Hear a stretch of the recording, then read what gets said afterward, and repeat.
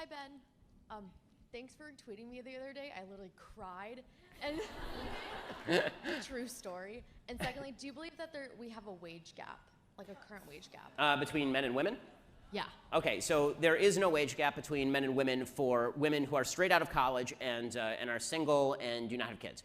The wage gap not only does not exist, there is, if anything, a reverse wage gap. So according to a study quoted in Time magazine in 2010, women are earning 8% more than men in 50 major cities across the United States, on average coming straight out of college.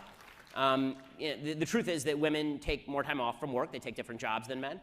A lot of high-paying jobs for men involve men going into really dangerous places and doing really dangerous things that women either don't want to do or aren't physically qualified to do. I mean, I'm sorry to break it to the left, but it turns out that on average, women are not as strong as men. So, you know, there are going to be more male firemen than fire women, just as a general rule. You know, when it comes to the reality is that the wage gap it entirely disappears once you factor out the types of jobs that are being done, the amount of time in the workforce, the amount of time taken off, the number of hours worked. My wife, again, not to use her as an example for everything, my wife's a perfect example of this. She took off a year between her residency, between med school and residency.